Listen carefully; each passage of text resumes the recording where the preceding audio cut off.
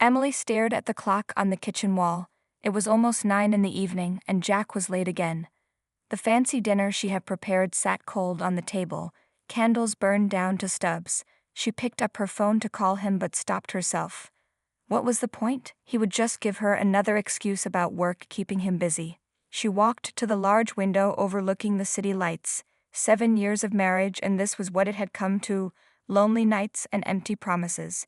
Emily was 32, still beautiful with her long brown hair and soft curves that Jack once couldn't keep his hands off. Now he barely looked at her when he came home. The sound of her phone ringing made her heart jump. But it wasn't Jack. It was her friend Kate.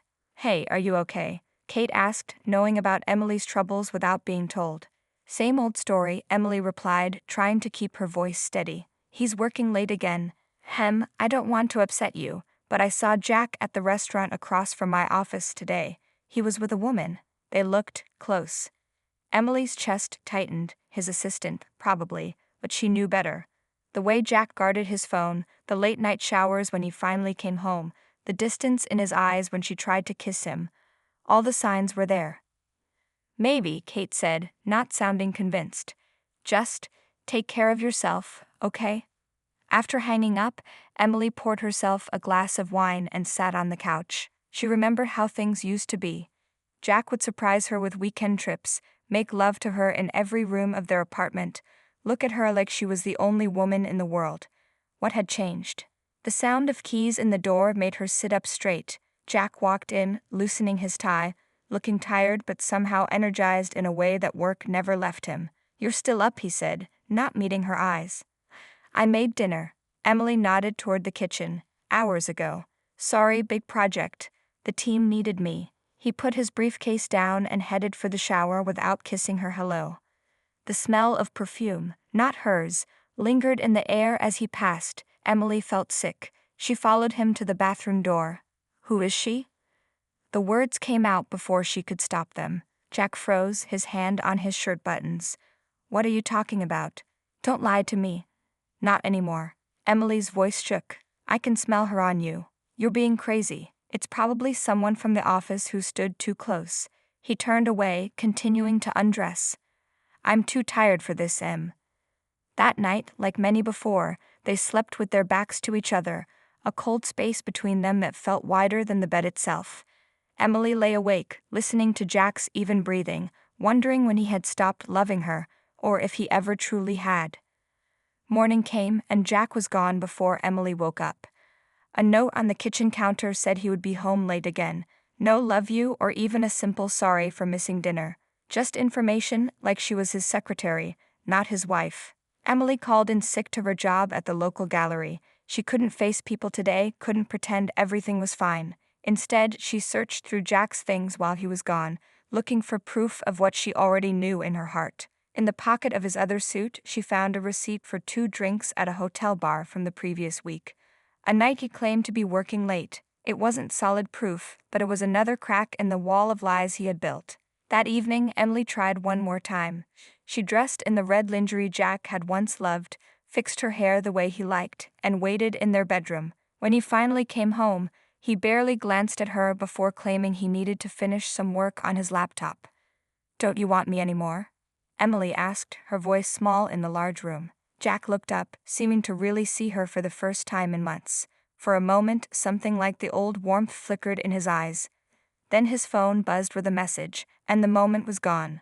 "Of course I do. I'm just busy right now." He turned back to his screen. Emily slipped into the bathroom and changed back into her regular clothes, wiping away her careful makeup along with her tears.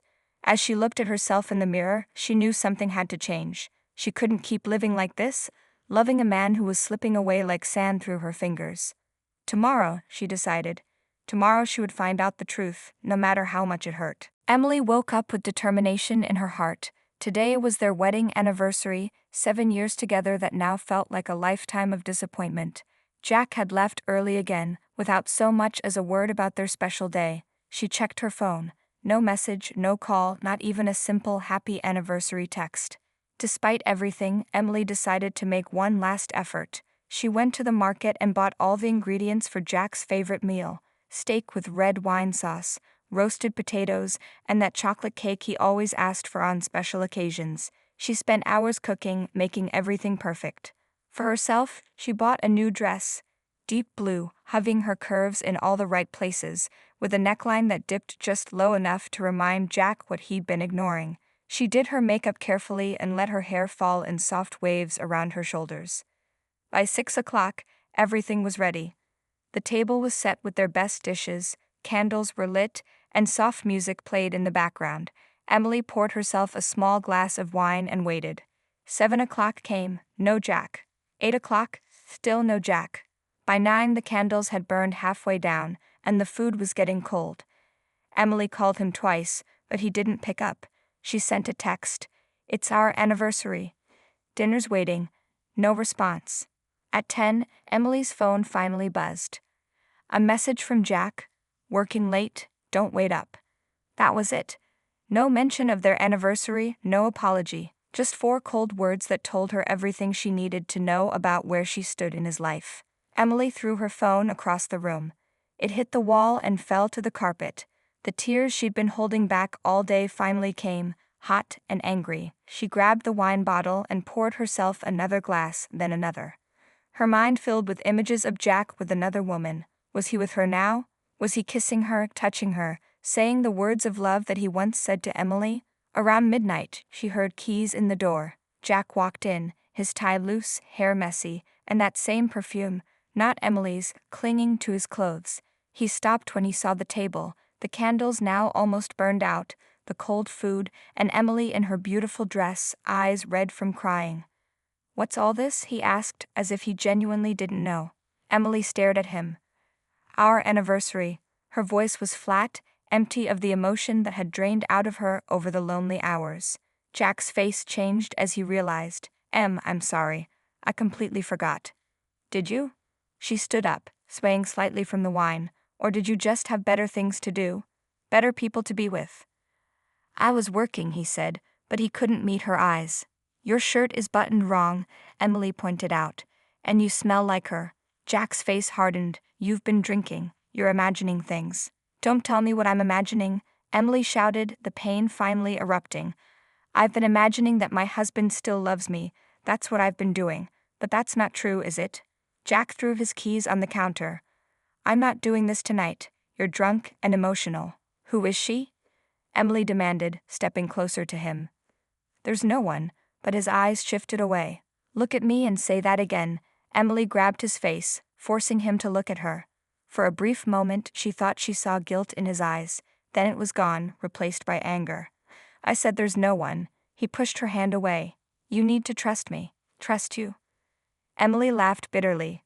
"How can I trust someone who forgets our anniversary, who comes home smelling like another woman's perfume, who doesn't touch me, doesn't look at me, doesn't love me anymore?" "I do love you," Jack said, but the words sounded hollow, rehearsed. "Then prove it," Emily whispered, stepping closer to him. "Stay home tonight. Be with me. Make love to me like you used to." For a moment, something flickered in Jack's eyes, desire, maybe, or memory of what they once had. He reached out, touched her cheek gently. Emily leaned into his touch, hungry for any sign of affection. Then his phone buzzed in his pocket. Jack pulled it out, glanced at the screen, and that was it. Whatever moment they might have had was gone. "I need to make a call," he said, turning away. "Work emergency." Emily watched him walk to their bedroom and close the door. She heard his voice, low and intimate in a way it never was with her anymore. This wasn't a work call. She knew it as surely as she knew her own name. That night, Jack slept in the guest room, claiming he didn't want to wake her when he came to bed.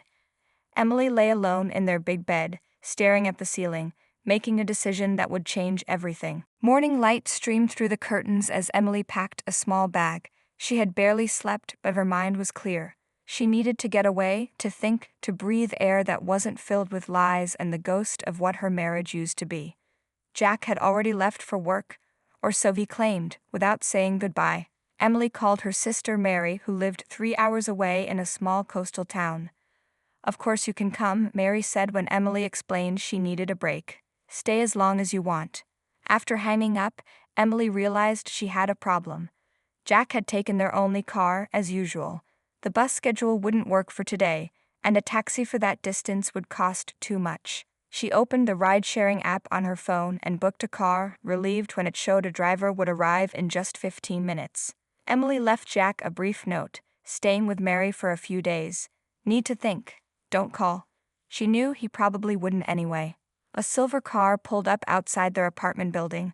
The driver got out, tall, with broad shoulders and kind eyes. He was older than Emily, maybe in his late 30s, with short dark hair that had a touch of gray at the temples. He smiled as he took her bag.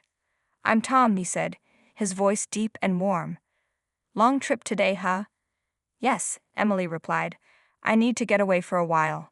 Something in her tone must have given away her mood, because Tom's smile softened with understanding. Sometimes a change of scenery is exactly what we need. The drive began in comfortable silence. Emily watched the city fade away as they hit the highway, feeling the weight on her chest lighten with each mile between her and Jack. "Mind if I put on some music?" Tom asked after a while. "Please do." He turned on the radio to a station playing old love songs, the kind that reminded Emily of better days, when love still felt real and promises meant something. "Not that one," she said quickly when a particular song came on, the one from her and Jack's wedding. Tom glanced at her, then changed the station. Bad memories? Emily didn't know why, but something about this stranger, his calm presence, his eyes that seemed to actually see her, made her want to talk. "My husband and I, we're having problems," she said, surprising herself with the admission. Tom nodded, keeping his eyes on the road. "I'm sorry to hear that. Been married long?" 7 years. Yesterday was our anniversary. And yet you're running away today, Tom observed quietly. Must have been some anniversary. The gentle understanding in his voice broke something in Emily. Before she knew it, the whole story was pouring out. Jack's distance, the late nights, the perfume, the forgotten anniversary.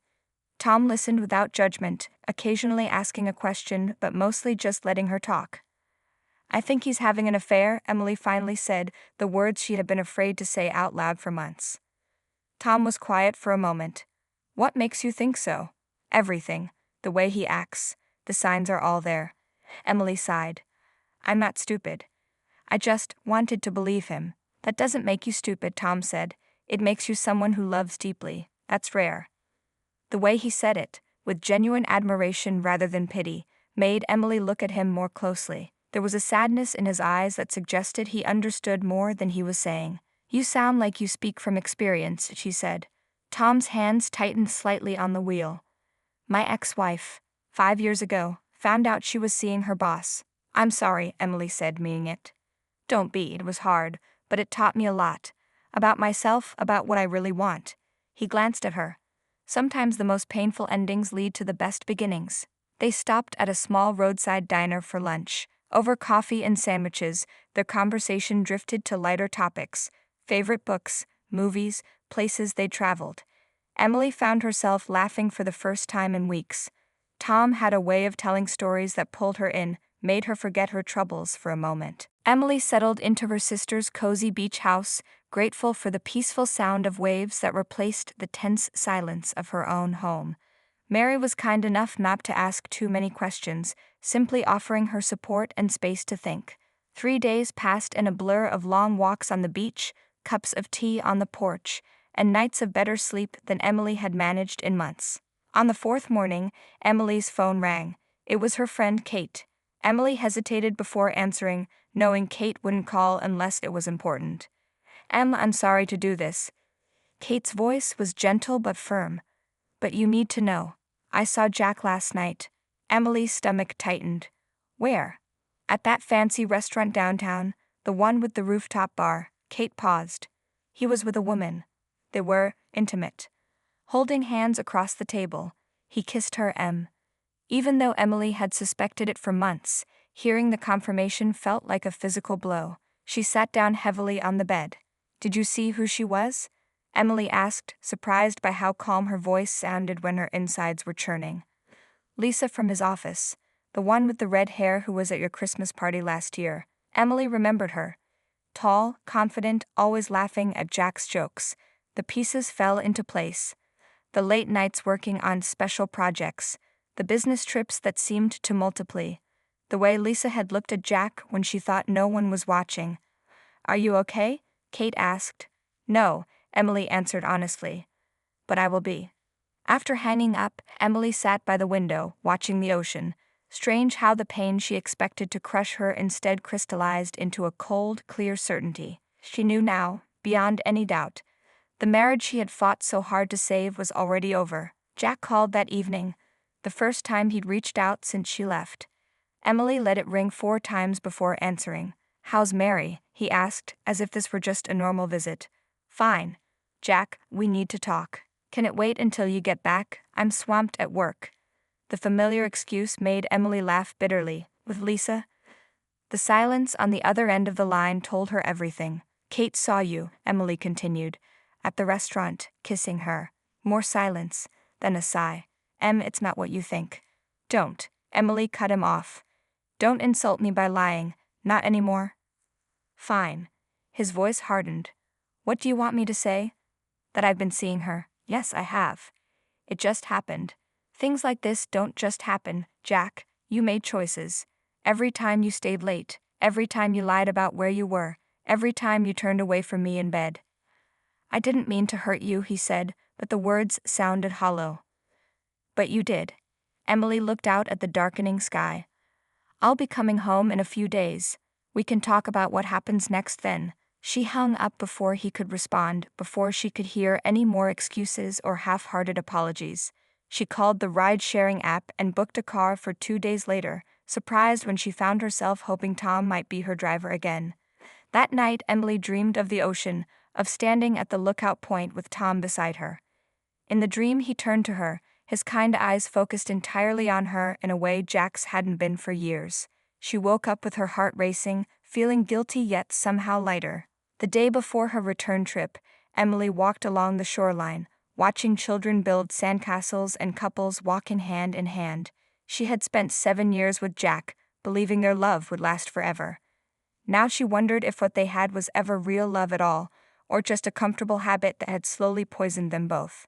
Her phone buzzed with a message from the ride-sharing app. "Your driver for tomorrow will be Tom. He has accepted your trip request." Emily felt a flutter of something she hadn't experienced in a long time, anticipation. She told herself it was just because Tom had been kind, had listened when she needed someone to talk to. But deep down, she knew it was more than that. In the few hours they had spent together, this stranger had made her feel more seen, more heard than her husband had in years. That evening, as she packed her bag to return home, Emily found herself taking extra care with choosing what to wear for the journey back. She picked out a light summer dress that brought out the green in her eyes and spent more time than usual on her hair. "You look nice," Mary commented with a knowing smile. "Any special reason?" Morning came with gentle sunlight and the sound of waves. Emily woke early, her stomach fluttering with nerves that had nothing to do with the coming confrontation with Jack. She showered and dressed in the light summer dress she had picked out, applying a touch of makeup and letting her hair fall in soft waves around her shoulders. Mary hugged her goodbye on the porch. "Call me if you need anything." And she added with a knowing look, "Sometimes the universe puts the right people in our path just when we need them most." Emily was about to protest that Tom was just her driver, but the sound of a car pulling up interrupted her. She looked over to see the now familiar silver car and Tom stepping out, looking even more handsome than she remembered in a simple blue shirt that matched his eyes. "Good morning," he said with a warm smile that made her heart skip. "Ready for the journey home?" "As ready as I'll ever be," Emily replied, suddenly feeling shy. Tom took her bag and placed it in the trunk. As he opened the passenger door for her, a small courtesy Jack had long forgotten, his hand brushed against hers. The brief contact sent a tingle up her arm that caught her by surprise. They set off along the coastal highway, the ocean sparkling beside them under the morning sun. Unlike the tense silence of her drive with Jack, this silence felt comfortable, expectant. "So," Tom finally said, glancing at her with those attentive eyes, "how was your time away?" Clarifying, Emily answered, "I found out some things I needed to know." Tom nodded, sensing there was more. "About your husband?" "Kate, my friend, saw him with another woman. Kissing her." The words still hurt to say, but less than before. "When I confronted him on the phone, he admitted it." Tom's hands tightened slightly on the steering wheel. I'm sorry, though in a way I'm not. Sometimes we need the truth, even when it hurts. Exactly, Emily agreed, surprised by how well he understood. It's like I've been living in this fog of doubt and suspicion, and now it's finally clear. Painful, but clear. They drove for a while, talking about what Emily would do next. Tom listened without judgment as she worked through her thoughts, occasionally offering a perspective that helped her see things more clearly. Would you mind if we took the scenic route again? He asked after they had been driving for about an hour. It's a beautiful day and there's a place I'd like to show you. If you're not in a rush to get back, that is. Emily thought about the empty apartment waiting for her, the difficult conversations ahead. I'd like that, she said. Tom turned onto a smaller road that wound even closer to the coastline. They drove through picturesque fishing villages and past hidden coves until he pulled over at a small parking area overlooking a secluded beach. This is one of my favorite spots, Tom said. Not many people know about it. They got out of the car and followed a narrow path down to the beach. The sand was soft under Emily's feet as they walked along the shoreline, the gentle waves almost reaching their toes. I used to come here a lot after my divorce, Tom admitted. Something about the ocean puts things in perspective. It's beautiful, Emily said, breathing in the salty air. She looked at him curiously. Can I ask what happened? With your marriage? Tom was quiet for a moment. My wife and I grew apart. I was working too much, trying to build a better life for us. By the time I realized what was happening, she had already found comfort with someone else, her boss. That must have been devastating, Emily said softly. It was. But looking back, I see we were both responsible. I wasn't really present, even when I was physically there. His eyes met hers. That's what I hear in your story too. Your husband stopped seeing you long before he started seeing someone else. The truth of his words hit Emily hard. Yes, she whispered. That's exactly it. They had stopped walking, facing each other now. Tom was close enough that Emily could smell his clean, masculine scent. Without thinking, she reached out and touched his arm.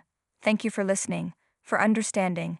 Emily, he said her name softly, his eyes searching hers.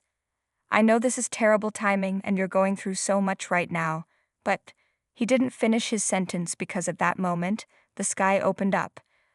What had been a few scattered clouds suddenly became a summer storm, rain pouring down on them without warning. They ran back toward the car, laughing as they got soaked. By the time they reached it, Emily's dress was clinging to her skin, and Tom's shirt was plastered to his chest, revealing the strong body beneath. Emily's heart pounded as Tom's gaze held hers. The rain drummed harder on the roof of the car, turning the windows misty, creating a world that seemed to contain only the two of them. His hand was still on her cheek, warm against her rain-cooled skin. I shouldn't be feeling this way about you, Tom said softly. You're married. You're vulnerable. This is the last thing you need right now. Emily placed her hand over his. My marriage has been over for a long time. I just didn't want to admit it.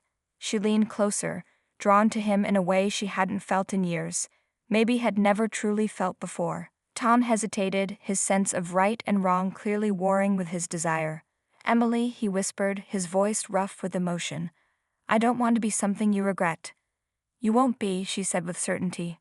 Their lips met then, tentatively at first, a gentle exploration. But years of neglect and longing rushed through Emily, and she deepened the kiss, her hands moving to his chest, feeling his heart racing beneath her fingers. Tom's arms wrapped around her, pulling her closer, his restraint finally giving way to the connection that had been building between them since their first meeting. The small space of the car, the sound of rain, the heat of their bodies, everything intensified the moment. Tom's hands tangled in her damp hair as he kissed her with a passion that made her dizzy. When they finally broke apart, both were breathing hard, their foreheads resting against each other. I've wanted to do that since I first saw you, Tom admitted. Emily smiled, feeling a happiness that had been absent for too long. Even when I was a mess, telling you about my failing marriage. Especially then, he traced her jawline with his thumb. You were so real, so honest. Not trying to pretend everything was perfect. They sat talking as the storm continued, sharing more of their stories, punctuating conversations with kisses that grew increasingly heated. Tom told her about rebuilding his life after his divorce, the struggles and the freedom he eventually found. Emily shared her dreams that had been put aside during her marriage, of traveling, of returning to her art, of finding joy again. As their conversation flowed, Emily realized that Tom wasn't just physically attractive to her, she was drawn to his mind, his heart, his way of seeing the world. This wasn't just a rebound or an escape from her problems. This was a genuine connection, arriving at the most unexpected time. The rain finally eased and reality began to seep back in. Emily glanced at her phone and saw several missed calls from Jack. "I should get back," she said reluctantly. "I need to face this to end things properly." Tom nodded, understanding in his eyes. "I know, you're not the kind of person who runs away from difficult things." He started the car, both of them still damp from the rain, and they continued their journey. The mood had shifted, the tension between them released but replaced with a new awareness, a connection that felt both exciting and frightening in its intensity. As they neared the city, Emily's anxiety about confronting Jack returned. Tom seemed to sense this, reaching over to squeeze her hand reassuringly. "Whatever happens," he said, "remember that you deserve to be happy, to be with someone who sees you. Like you do?" Emily asked, her voice soft. "Yes." His eyes met hers briefly before returning to the road. "I know it's crazy. We've only known each other for a few days, spread across 2 car rides, but I feel like I've been waiting to meet you my whole life." The words sent warmth spreading through Emily's chest. What was happening between them defied logic, rushed past all the sensible timelines of recovering from a broken marriage before starting something new. Yet it felt more real than anything had in years. As they approached Emily's apartment building, Tom pulled over a block away at her request. She wasn't ready for Jack to see her with another man, not until she had spoken with him properly. "How long will you be in town?" Emily asked, suddenly afraid that this connection might slip away as quickly as it had appeared. "My next assignment isn't until tomorrow evening," Tom replied. "I'd like to see you again, if you want that too." Emily took a deep breath. "I do. But I need to handle things with Jack first, to end it cleanly." Tom nodded. "I understand. Take all the time you need." He took her hand, bringing it to his lips in a gesture that was both old-fashioned and deeply touching. "I'll wait for your call." As Emily walked the last block to her building, her mind was a whirlwind of emotions. Grief for the marriage that had failed, anxiety about the confrontation ahead, and underneath it all, a current of hope she hadn't dared feel in so long. The touch of Tom's lips still lingered on her skin, a promise of possibilities she had thought were lost to her forever. "That's really good," Tom said, smiling down at her drawing. "You never told me you were so talented." Emily looked up, her heart warming at the sight of him. "I'm still getting used to thinking of myself as an artist again." He sat down across from her, reaching for her hand across the table. "How did your meeting with the lawyer go yesterday?" "The papers are all signed," Emily said. "It's officially over." Something shifted in Tom's eyes, a certainty, a decision made. "In that case," he said, lifting her hand to his lips, "would you have dinner with me tonight? A proper date, not just take out at your place or mine." Emily smiled, feeling the rightness of this moment, of this man who had appeared in her life just when she needed him most. "I'd love that." As they sat talking, making plans for the evening ahead, Emily realized that Mary had been right. Sometimes the universe did put the right people in our path just when we needed them most. Sometimes endings were just beginnings in disguise, and sometimes it took losing yourself to find who you were truly meant to be. Tom's hand was warm around hers, his eyes bright with possibilities. Emily squeezed his hand, ready at last to step fully into this new chapter, this unexpected love that had saved her in ways she was only beginning to understand.